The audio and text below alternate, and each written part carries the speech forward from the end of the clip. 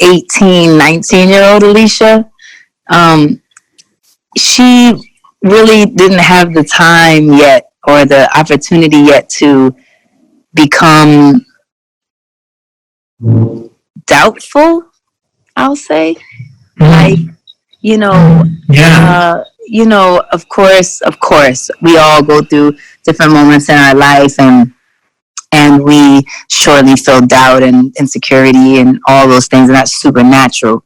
But I think she had like that 19-year-old Alicia had a certain confidence about her that was really sure. She knew what she didn't want. She knew who she didn't want to be. She wasn't trying to bend too much to be that person that other people might have thought would do better for her, because she was very, very, very, very clear, and she hadn't yet had the taste of acknowledgement to then start to change or to feel the need to please or whatever happens. I think sometimes when in different parts of our life we find ourselves in, and for me, I think after that time, some of me changed in a way, and I realized that now I've found my way back to where I was then.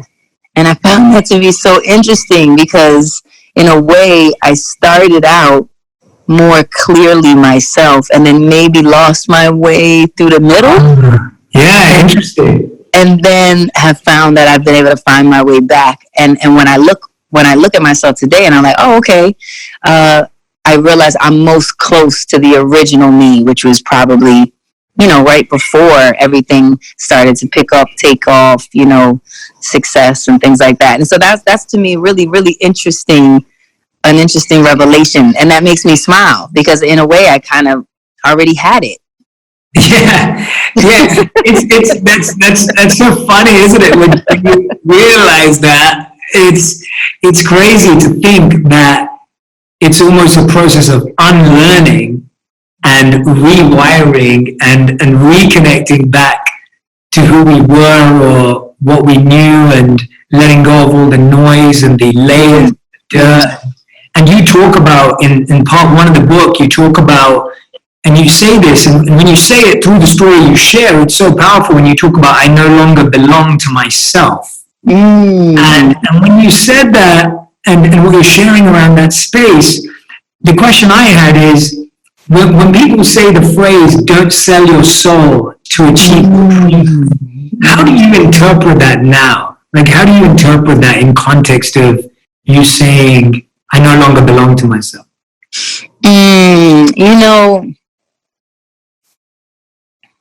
I think when you hear that phrase, don't sell your soul, you automatically assume that it has to do with financially, right? Mm-hmm. You automatically assume that, people might offer you some absorbent amount of money and to do all these things that maybe you don't want to do.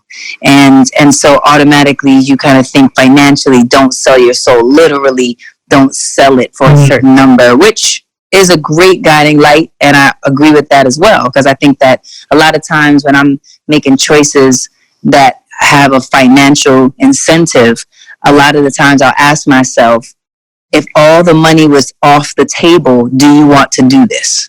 If you had to do this for free tomorrow, would you be passionate about it? And to me, that's like the equalizing space and question that really makes sure that your soul and spirit and heart is in the right place, and that you actually are in love with something, So, but going back to the point, that's not the point. I digress. The point of it's beautiful. Keep doing it. Be beautiful.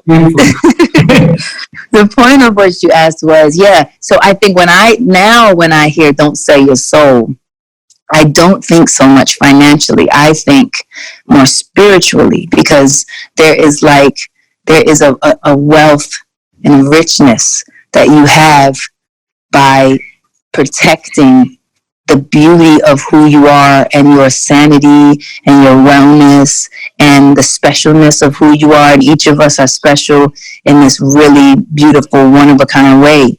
And a lot of the times I think you will find, and I found, that in order to maybe ensure that this dream that I've always had could be real or be obtainable or continue on or whatever, I didn't value enough the beauty and the safety and the importance of my worth and the need of being good to myself. And so in those ways, that's why I didn't belong to myself, because I started to want to do things from the best intentions, by the way. I did it because I wanted good things to come from it. I wanted people to be happy. I thought it would make people feel good. You know, it was all from the best intentions, but I didn't put myself first in that equation. And therefore, in some ways, you know, I started to not belong to myself. Yeah, I think that's a beautiful distinction you've made there between selling your soul usually being a financial reference, or, you know, I think you're spot on. That's what we usually think. We go, okay, that means I'm not going to sell out financially. What you talk about is so much more of an existential, spiritual question. And I think that that's a really beautiful distinction that are not a lot of people make. And it almost feels like the one you're more tested on. And that's actually harder to maintain, because you may still be able to stick to your passion. But I'm fascinated that since you were 4 years old, there were two constants I noticed in your life. So one was, and I want you to share both of them, because I think both I admire in different ways. One of them was, you say you knew that one day you'd be a singer, and you knew that in your gut since you were 4. And I'm fascinated by how you not knew that, because I think you're right. I think when we're younger, we do know things. But what I'm intrigued by is what made you trust your intuition at that age. Because I think when we're young, we're malleable and moldable, and we're more go along with what society or family or friends or noise tells us. But you knew, but what was it that helped you continue to commit and follow that? I didn't feel that, you know, I think that back to this similar theme about, like, we kind of start out knowing the truth, and then we start learning the lies, and the lies start to get in the way and start to make it really, or inheriting the lies maybe. And, you know, and again, it's not because somebody actually lied to us. It's because they just told us what they knew, and what they knew was probably not really the truth either. And each person has their own truth anyway. And so it really doesn't matter what other people tell you, because you have to find your own truth, and each person's truth is different. And so I think that at that 4-year-old place, I was very, very clear. I was super clear that I didn't have that interference yet. I didn't have that kind of societal oppression yet, because I was just so pure and so, you know, open. And my mother has always been a performer. And I remember us doing, like, there were these cute little talent shows at my little kindergarten, and we would perform together, and we'd practice these different routines, and it'd be me and her. And she's such a performer, and she's always, you know, had such a passion for the arts, and that's what she came to New York to do. And, you know, so in so many ways, I've always said that I am her dream manifested in some way. And so she always had that spirit to her, and I think because that was her dream as well, she was excited when she saw that spark in me too, you know. And so we just were a good match, you know. We just were a good match. So I think it wasn't until later that I started to get out of that, you know, sweet, innocent, that really, I think, where this truth lives. Just because, you know, you start meeting more people, and you start being more exposed to different things, and then maybe you start, the doubt creeps in, or the fear creeps in, or the, you know, whatever else comes in to try to unseat us. But in that 4-year-old space, I definitely knew, and there was no doubt, and I'm clear about that. Yeah, and I love what you said there. We start with the truth, and then we learn the lies, or we inherit the lies. I think that's such a beautiful statement. It's poetic, but it's so true as well. And the other constant that I noticed in your life as I was reading through the pages was your friendship with Erica since you were 4. Yeah. And when I saw that, I'm blown away by anyone who can have a friendship that lasts the changes of life, the seasons of life, the ups and downs of life, like, and you work together, right? Yes, we Yeah, did. There's and so so many seasons. There's yeah, so so many seasons. how do you maintain a friendship through that time since 4 years old? Someone who's known you your whole life, basically. Like, tell me what that's like through the journey you've had of maintaining a friend who's been a part of your life the whole way. Yeah, I think it was quite natural. We knew each other from very young, and just because her family lived in the building that I lived in, and so that's how we kind of connected and met, and then we had similar trajectory, just meeting up in that way, and then we were reintroduced to each other later when she was in college, and her uncle Norman was the one that said, hey, Erica is doing music, and I know you're doing music, and maybe you guys can connect. And so we reconnected because we already knew each other, and then we realized how much we understood each other, which I think is so rare. It's like I can literally count on my one hand the amount of people that actually understand me, and I'm sure that I understand them, and there's like a real connection there that's so genuine and pure. So when that happens, that it's rare and it's special, and so from there we just continue to conversate, and she was really smart in finishing college, and I was just about to embark on this whole crazy world and touring, and and it just, the timing was just as it was meant to be. And so then we transitioned from kind of the friend only to the friend and colleague, and growing together in this space. And it was very comforting for me because it was nice for me to have somebody that I knew and trusted and felt close to my age and to my experience and that type of thing. And so it just was all timing, man. So I think that for most of it, it was quite easy. As I think the best relationships are. You don't have to, sure, all relationships take work to maintain, to understand, to have the, communication that's necessary for them. But I think the best relationships are always quite easy and fluid. And so that was one of them. Oh yeah, that's interesting. You said the best relationships are generally meant to flow naturally. Like, it's almost like it shouldn't have to be incredibly hard work. Right. Yeah. That's what I find. Yeah. Yeah, that's beautiful. It's a nice way to look at it, because I almost feel like we're programmed as humans to believe, like, if we're working harder for something, then it's more important. You know what I mean? Like, oh my gosh. I so understand that. Yes. You know what I mean? Like, we feel like that. We feel like if I'm not working hard, then it can't be worth it. Like, we have that conditioning, that storytelling in our mind.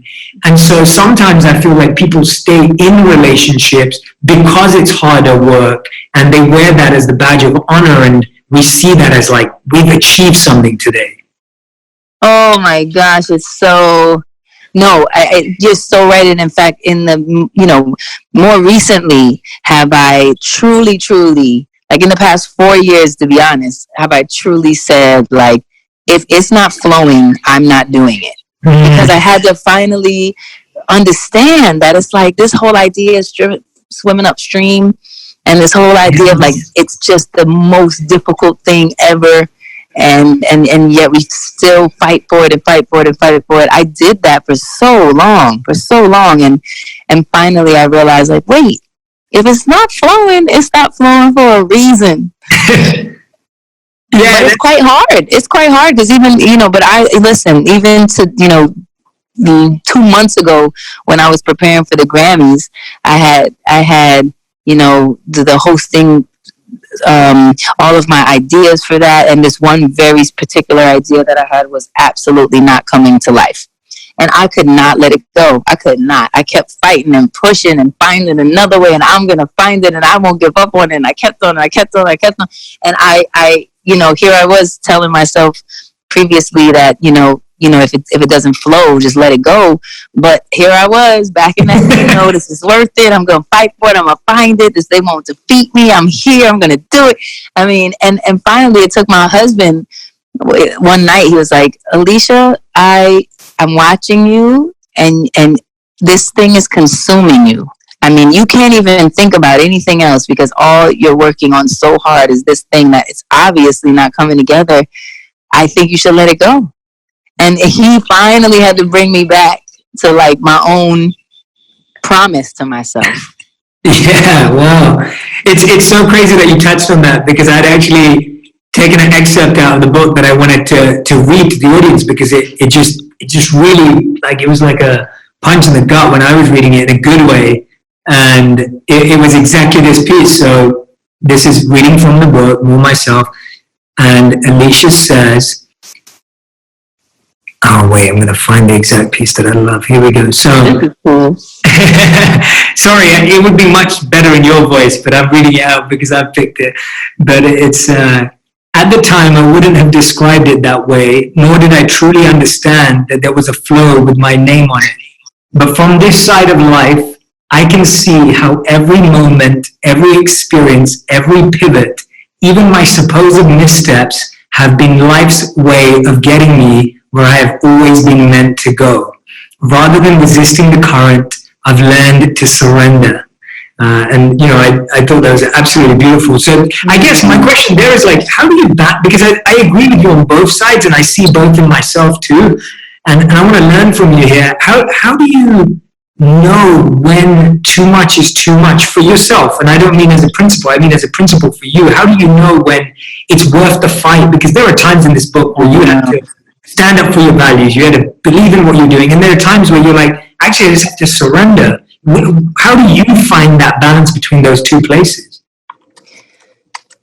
Man, I still struggle with that constantly. Me too. To be honest, you know, I sometimes I'm so clear, and I know, yeah, you know, this isn't it, and I have to let it go. It's better to let it go. Sometimes I'm so clear, and a lot of times it takes me quite a while, and I find myself, like I just explained, you know, having to remember and relearn what I thought I already knew, and I thought I already knew I didn't want to fight or have to go against the flow, you know. So sometimes it's quite clear, and sometimes it's not as clear to me, and I guess that's okay, you know, that's okay. But I know that if I'm feeling, I know I definitely have learned to trust really much more that sensation in the gut, you know, that thing that kind of just really tells you no, you know, or yes, you know, whatever it is. I've definitely learned to pay a lot more attention to that, and that is a part of the piece of what you're asking, like, how do you know when it's enough, or, you know, what's your own personal kind of barometer there. But, you know, I think that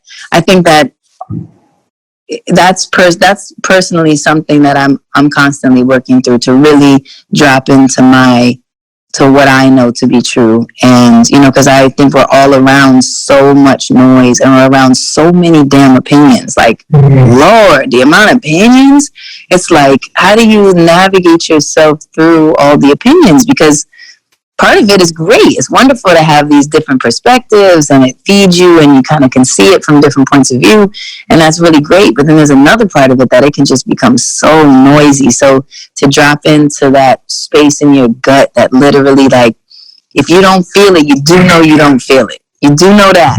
And you can try to convince. I'm a good convincer. I try to convince myself that I feel it, and I try to explain in myself, and I try to rationalize myself. But I do know when I'm not feeling it. And so I'm learning much better to just be comfortable with that, and to know that that's for a reason. And even if I don't understand that reason right now, there's a reason why it's not feeling right, and to really just trust that. Yeah, no, absolutely. And I appreciate your honesty with that. It is such a hard thing to know, and that's why I asked you, because I think we all struggle with that. In where the book gets you know, starts to get really just where you just open up even more, and you get such an intimate look into how you've got to where you are today, and the relationships in your life. In one of the chapters, you talk about your relationship with Carrie, and what I find fascinating about that is just how you're able to understand how different people come into your life for different reasons. and you talk about how women and men, but we choose someone, you know, you talk about women specifically, you talk about you choose someone that's either like your father or not like your father, right? Like that extreme. And a lot of people can relate to that. And, you know, me and my wife often talk about that. We talk about the similar traits we have to our parents and how I complement some of those things that she loves in her father, or, you know, the differences that we have. And we start to see that.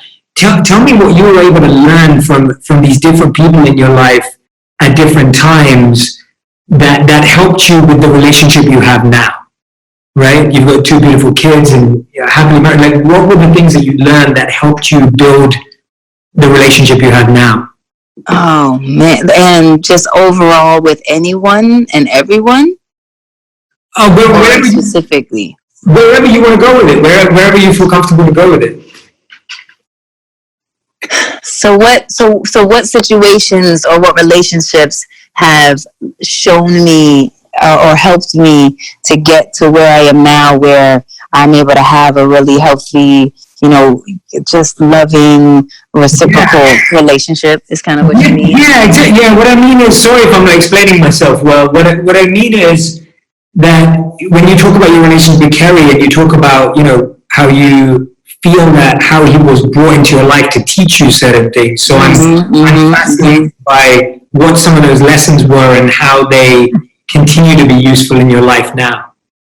Oh my gosh, yes. So I mean, the biggest one, definitely, and it's just so incredible, and again, back to that self-reflection, and back to that being able to look at it from this clear vantage point now.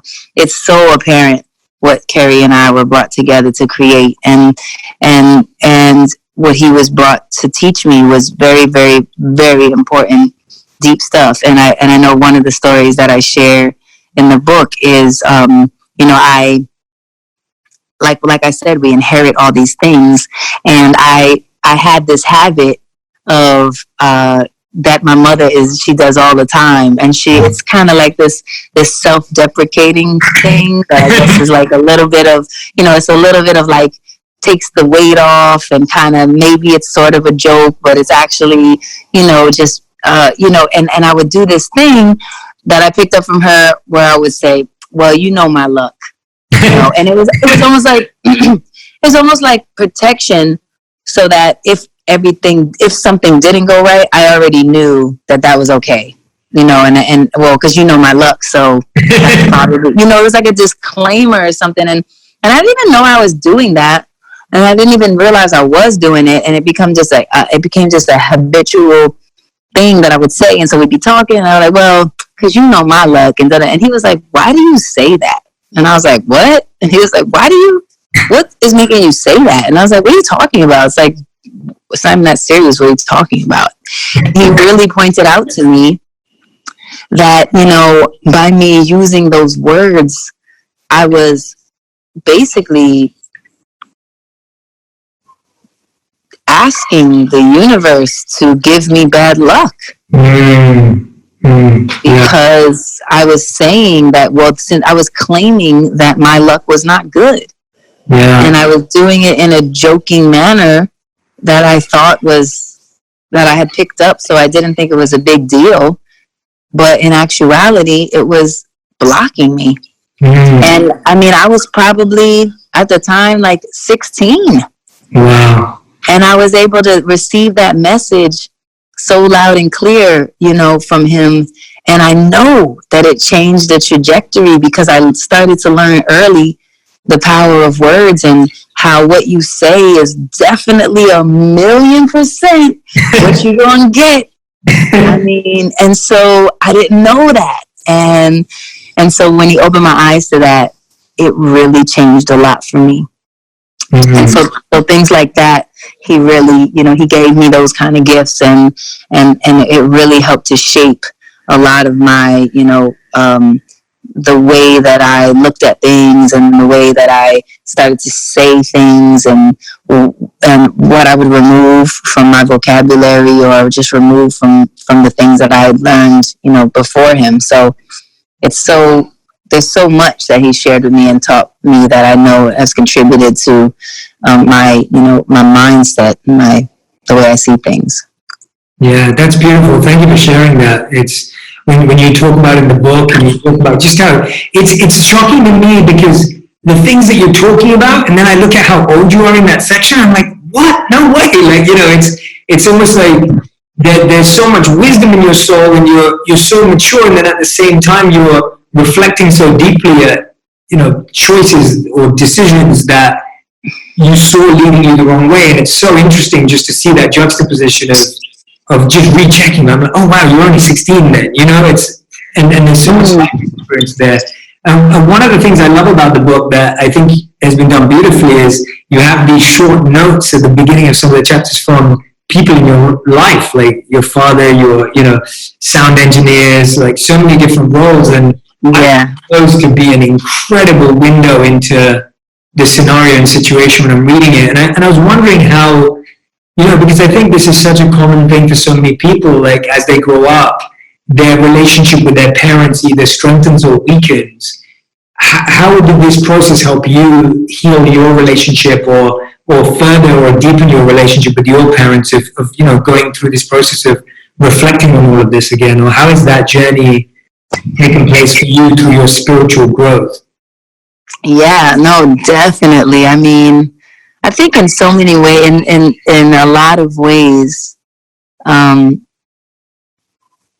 it's done so much of that, so much of that. Even hearing the stories that my mother shared and realizing her perspective and realizing how things must have been for her during these different times, especially when she talks about kind of, choosing to have me, and, it wasn't the kind of traditional scenario when she got pregnant, and she wasn't kind of on the trajectory to marry my father, and it wasn't, it wasn't the, what we are told is kind of the way things are supposed to happen. It didn't happen like that, and that could have been really, really difficult for her, and surely it was, and she had to make some really hard choices, and so just hearing kind of her perspective and her story, but then still understanding that regardless, she, in essence, chose me. She chose me.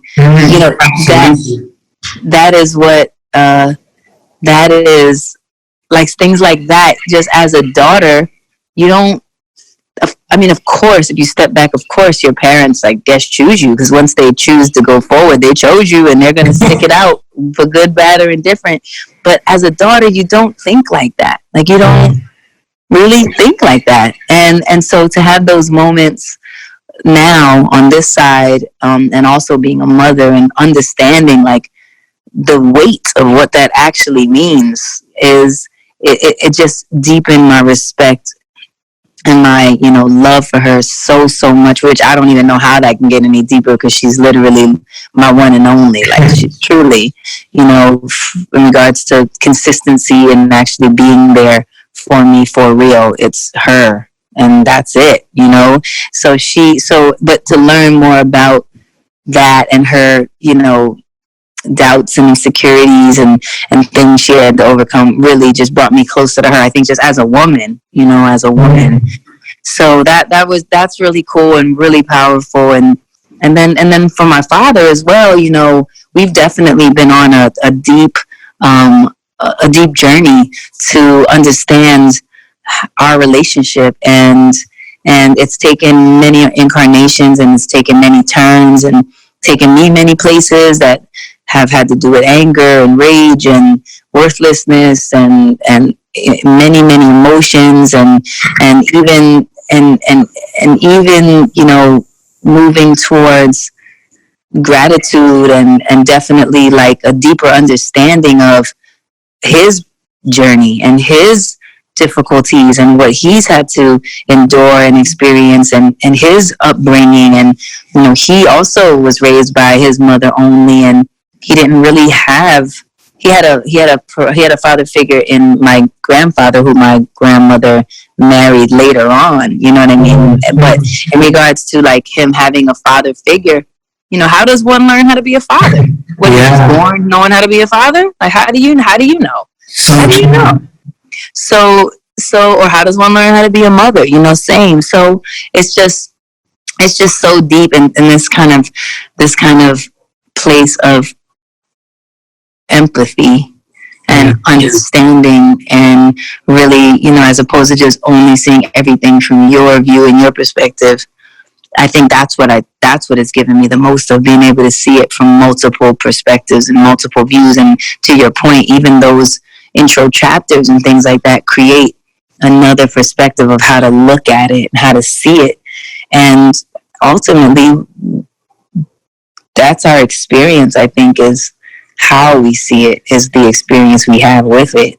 So it's been really, really dope and great and beautiful. And, my father and I are really in a very wonderful place, and closer than we've ever been, and really able to be friends and just like humans, and without all of the extra attachments, or without all the extra, what do I want to call it? It's almost like the pictures were painted that we assume we're supposed to live up to, and then we hold each other to these images of what it's supposed to be, but we each have to create what it is. And hey, you might not be the daddy that was in my life at 4 years old and threw me up on your shoulders and walked around and tucked me in the bed at night.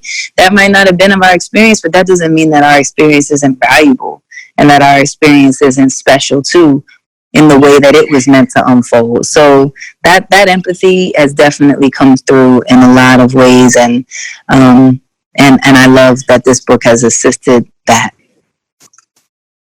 Wow, that's so powerful to hear that the pictures and the visions that we, like our fiction writing brains, create of what it should look like and what it should feel like. And then you start realizing that no one has what it should feel like or look like. Like, it doesn't really exist, and that our experience is different. And what I'm hearing you say also is, when we develop the emotional skills our parents didn't have, that's when we realize how hard it is, right? Like, it's almost like there's an expectation of your parents to be a certain way, but then when you try and become that yourself, you realize how hard it is to gain those qualities and those perspectives. Does that make sense? Yes, absolutely. That does, man. And you're a mother now, so you must see it from that perspective again, like almost like the 180 flip of being in that situation and seeing that in your children. It's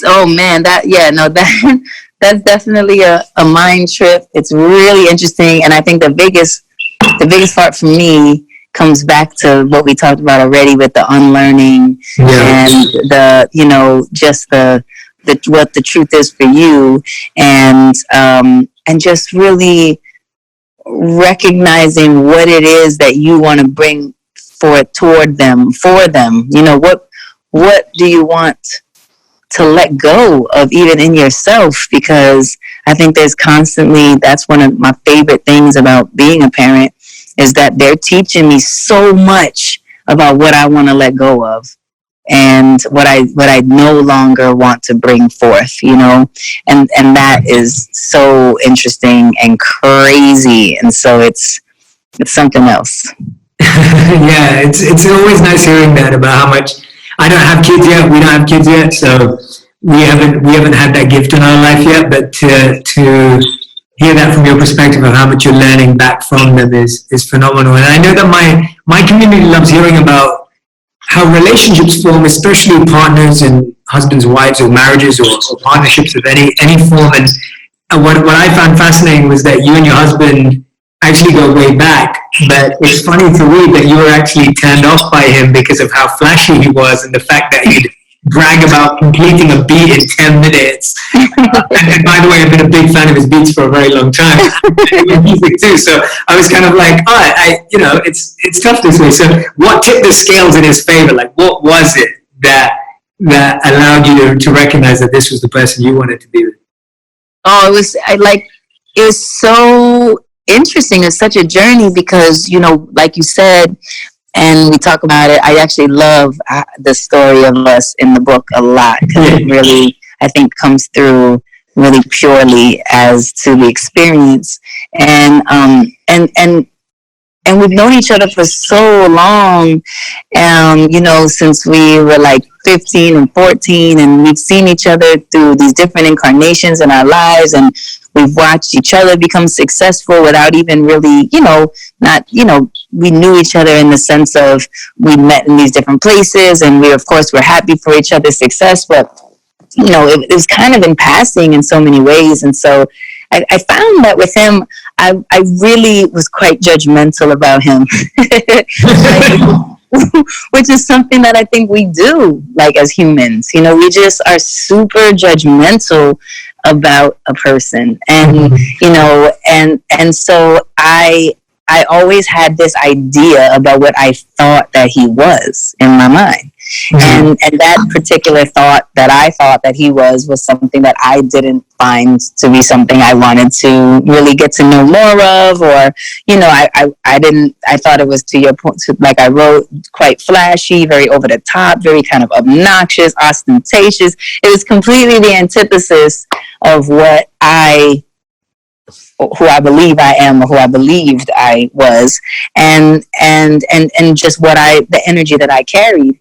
And so I was always so like, there he goes again. And like, he can't just have a fancy car. He has to have the white Phantom. Right? He can't just have like a really nice chain. He has to have like 5 diamond chains. Like, it was just like so over the top and so much. So I drew these conclusions about him. And every time that I connected with him, I was always like, wow, he's so cool. Like, I didn't realize how cool he was. And I'd always be introduced to the real him, because as we do a lot, we judge each other and assume that we know something about people, and we don't. And so it wasn't until that I actually started to communicate with him or converse with him that then I was like, wow, he's quite interesting. He's like, he's always thinking about something that's so interesting. And so that it was the actual getting to know him, and really just the peeling away the layers of what I assumed, and actually getting to know the spirit of the person. And I think that when I look at it from now, and I know for a fact that the universe and God definitely knew what they were doing when they brought us together, because it's completely this, we both have what each other didn't have before us. And so there's this beautiful thing where he's taught me so much about, like, greatness and bigness and being unafraid of this enormousness that we have within us. And you don't have to be afraid of it. You don't have to not step into your 5 diamond chains. Now, you might express that in a different way, and you might want to express that brilliance and brightness in another way, but you don't have to be afraid to express it. You don't have to hold it back and repress it. You don't have to not want wonderful things for yourself. You don't have to be afraid of anything, not your wealth in any capacity, not the wealth of the love that you have that you want to give, not the wealth of the ideas that you have that you want to create, not the wealth financially that you want to be able to have and give and share. You do not have to hold it back. I only held everything back until I met him. And he was a really, really big teacher to me about how to walk into my greatness and not apologize for it. And it's really deep. It's really deep and really amazing. And I'm so grateful for it. And I've also given him a sense of grounding and a sense of deepening and a sense of really looking at things from a more expressive place, or a more,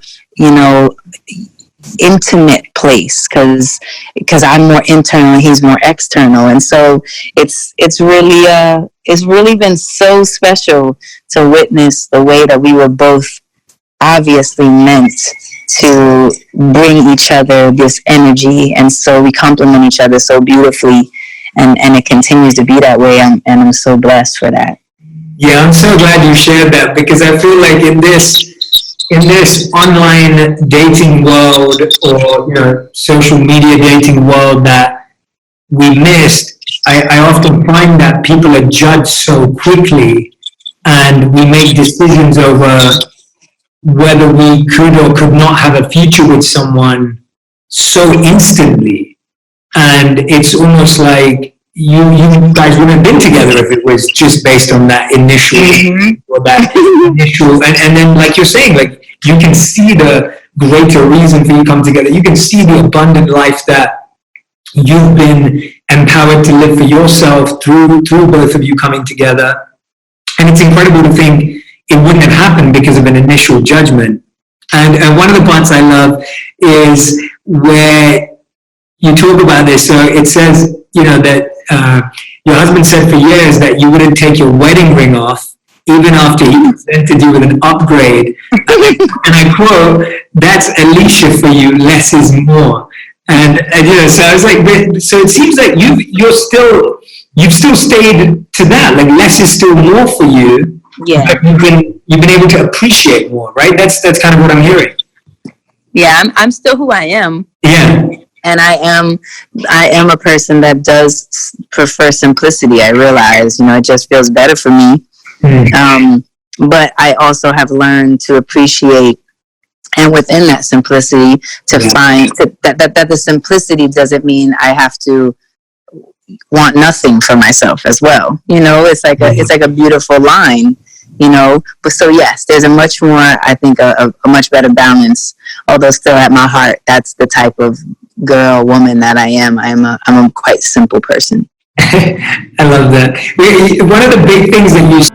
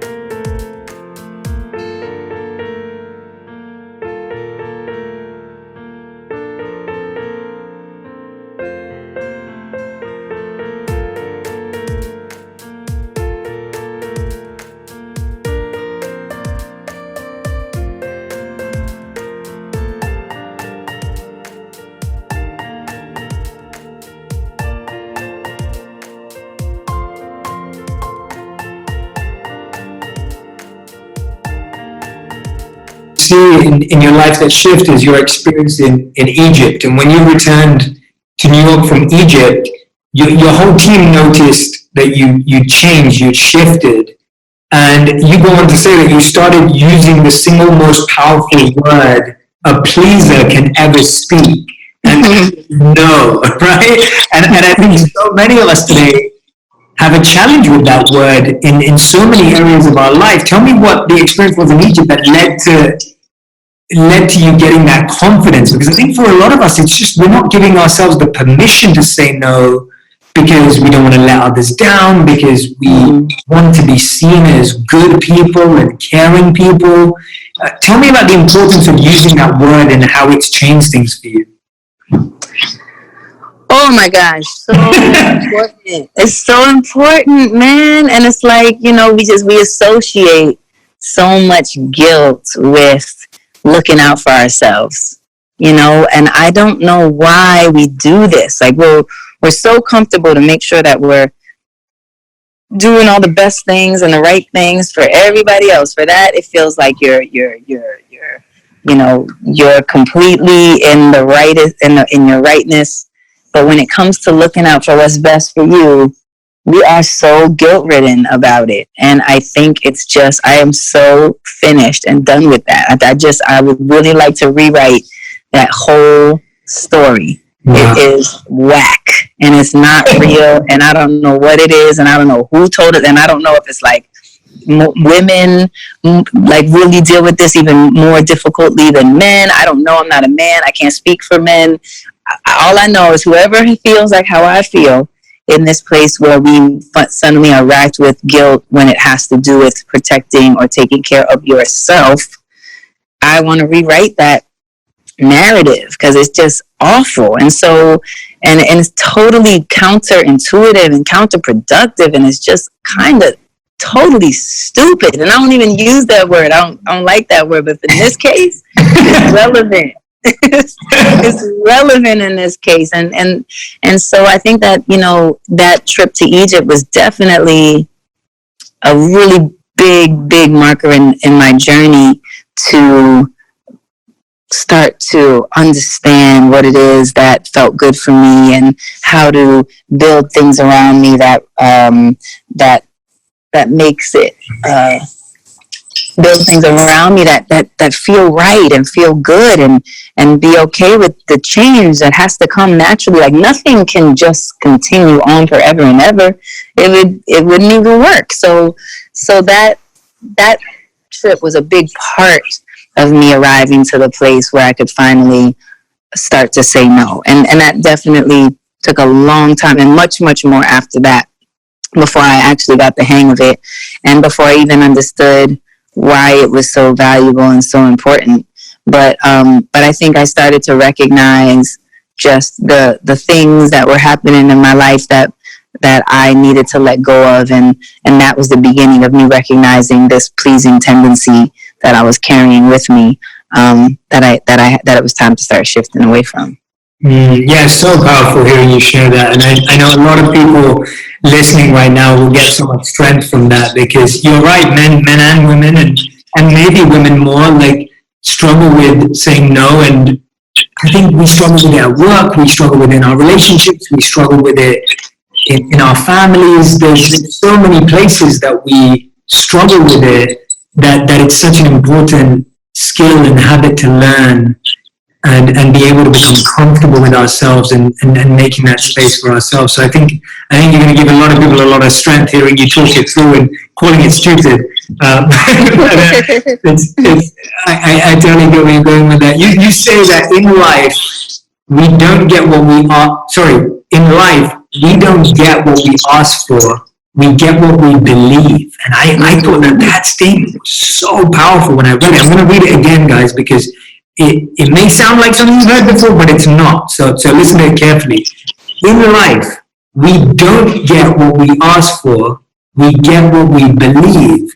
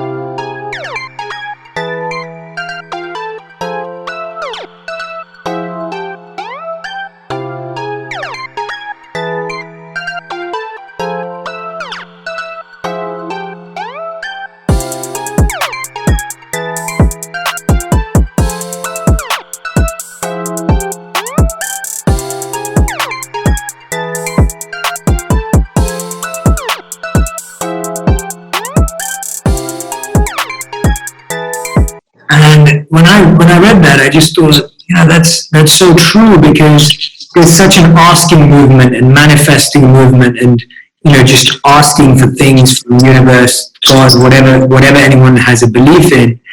I'm intrigued by when you came to that realization and what you're believing right now. So how did you get to that realization, and then what are you believing right now? Oh my gosh! How do you? Sorry, we're going there today, Alicia. It's so good. It is so good. And man, how do you? I just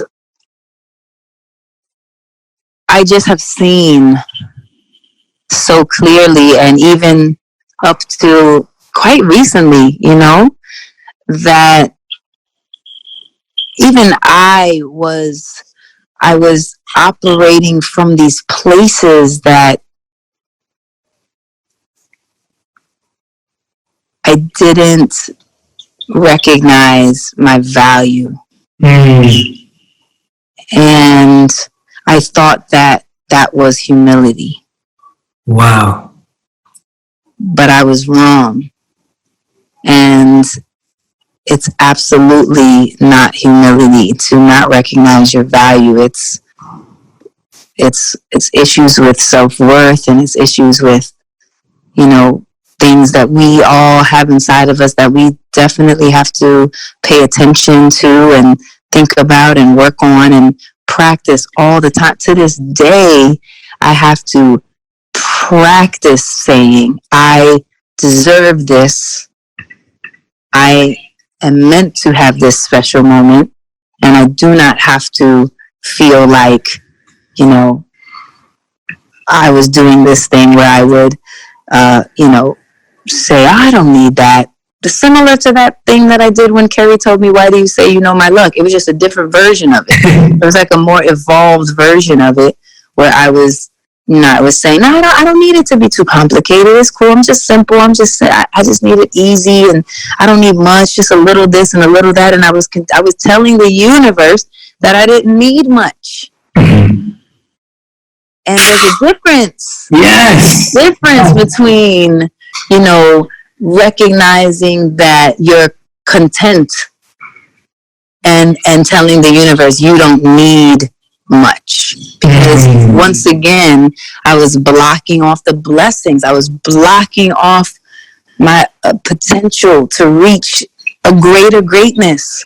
And I realized, man, look how blessed I am to have reached so many beautiful plateaus and places and amazing spaces, and still I am struggling with the belief that I deserve more. And when I talk about deserving more, I'm not talking about financially deserving more, which I deserve that as well, by the way. And I really encourage us to not be afraid of financial success. I really do. I think that that's also another fallacy. That's another narrative we thought that somehow there's something to be ashamed of by achieving, you know, any number of things we might achieve. But that's not what I mean. What I mean is like the greatest visions that I have yet to vision for myself, the greatest visions I've yet to envision for the planet, the greatest contributions that I have yet to actualize. All these things, if I'm telling myself I don't need much, how can I reach those unimaginable places? Mm-hmm. And so that's what I meant when I was saying that it's not the experience is belief, because what you believe you deserve, what you believe who you are, that's how you walk into a room, and that's how you speak to that person and the words that you use to them, that you feel you belong there with them or you don't. And we all belong there. You know, I don't just belong there. We all belong there. And in this highest, greatest space that we have yet to imagine, because it's that big. We might not even be able to see it yet. And that's what I want to feel. So I don't want to say any longer that I don't need much. I need the greatest version of myself that I can possibly manifest, so that I can be the greatest version of myself for the entire planet. And that is what we deserve. So well said, so beautiful, so powerful, so amazing to hear you say that. I can resonate with it so much, because I talk so often about how I grew up in the rhetoric of I always had just enough, and I always had just enough. And it was always about just enough, which meant you never had enough because it was just enough, right? It was just. And it ended up leading to so many challenges in so many areas of my life, where you end up not realizing that there's a difference between selfishness, there's a difference between sufficiency, and then there's a difference with service. And that's what I'm hearing you say is like, selfishness is where you just want more for yourself. Sufficiency is like, I've got enough. And then there's service where it's like, I want more for the whole planet. I want to be able to, give